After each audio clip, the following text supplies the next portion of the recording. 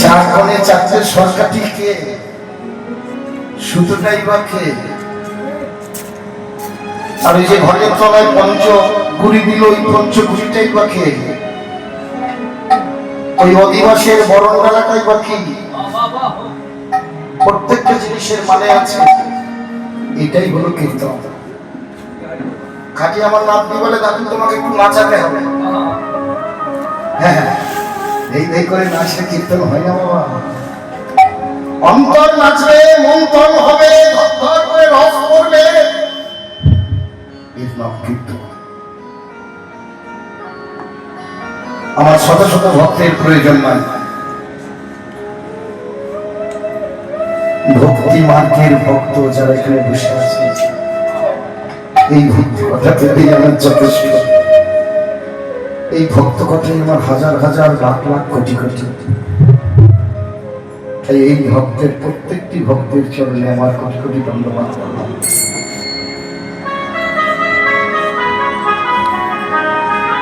একটা জিনিস হয়ে রাখবেন বাবা,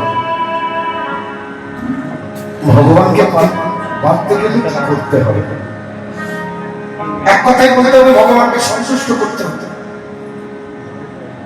ভগবান সন্তুষ্ট হয় কিসে? অনেক কথা করতে ভগবান সন্তুষ্ট হয়। যেমন এই প্রশস্তি পাত্রটা তৈরি হয়েছে মহি বন্ধ সুধা দুর্বা পুষ্পা পরম নদী গীত স্বস্তি সিঁদুর কর্জন রচনা সিদ্ধত্ব স্বর্ণ লৌহ তাম্র দর্পণ চামর। কি করবো, সেটাই তো নাকি? এইসব হয়েছে, আমি বসে বসে দেখলাম থেকে মুখস্থ করবো। এই এতগুলো জিনিসের প্রয়োজন, কিন্তু এর মধ্যে চিন্তা করে দেখুন, মধু রয়েছে,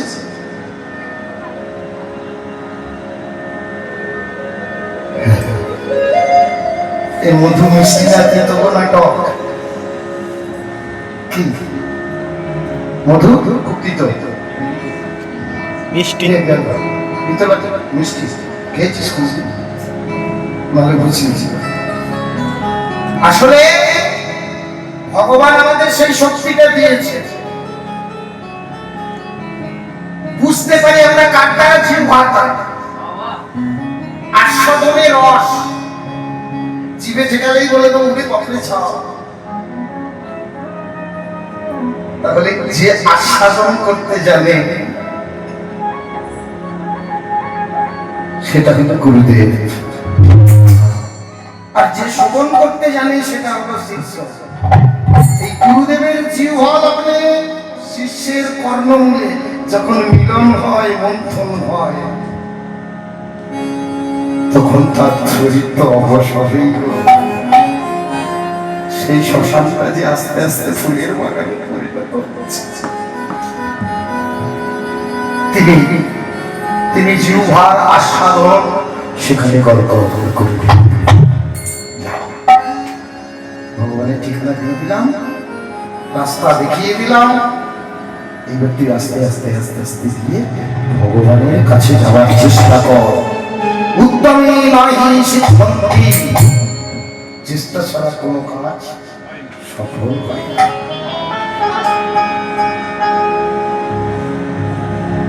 এই আস্তে আস্তে শরীর যেন অবশ্যই আসছে।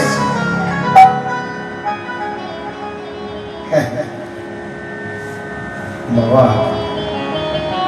প্রথম যখন এই বাড়িটাই কীর্তন গান করতে এলাম, তখন এই বাড়ির পরিবেশটা এমন ছিল আপনারা জানেন। দ্বিতীয়বার পরিবেশন করতে এসে বললাম, বাবা মহাপ্রভুর একটু করে বলতে দিল। ক বছর পর বললে, বাবা সবই যখন হচ্ছে নামটা বাদ দিয়ে নাম শুরু হল। এখন দেখি হট করে বেটার মা 30 কিলোমিটার দূরে সারা রাত জেগে কীর্তন শুনতে যাচ্ছে, সকালে এসে ব্যবসা করছে। এমনি হয়, এমনি হয়। লিখতে লিখতে সবে এখন কিচ্ছু হয়নি,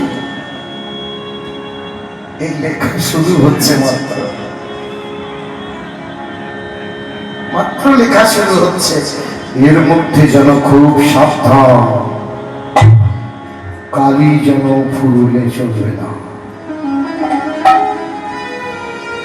ধিক্কার যেন না আসে। আমি বেঁচে আছি, আমি চলে যাব, নাম যেন কোনোদিন বন্ধ না হয়। সংকল্প করবে বাবা, প্রভু তুমি যতদিন করাবে আমি করব, তুমি যদি বন্ধ করো সেদিন বন্ধ হয়ে যাবে। এই হলো তোমার সংকল্প।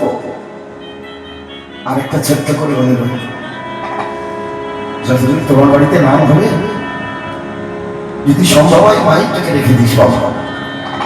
এত বছর নাম করে এই মাইকটা আমার খুব আজকে ভালো লেগেছে। কিন্তু তোমাদের ভালো লাগছে না?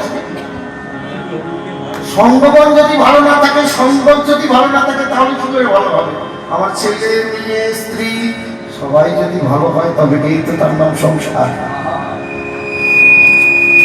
রাধা নয় জপে গোড়া পরম যতনে সুর ধ্বনি ধারা বয়ে পূর্ণ নয়।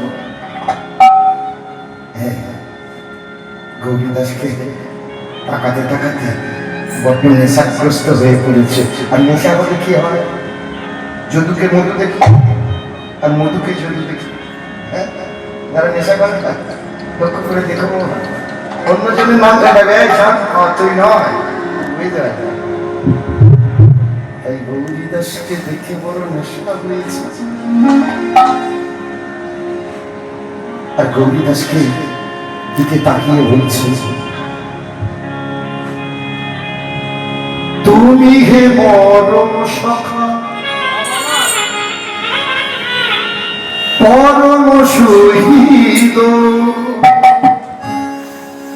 তোমার মনের কথা আমার বিদিত, তুমি হে পরম সখা।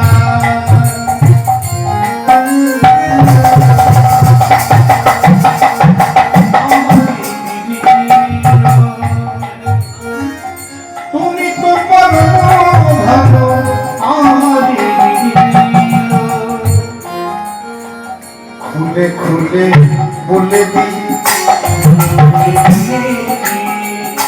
ওহে আমার মরণ সখা, খুলে খুলে বলে দি, আমার মরণ সখা।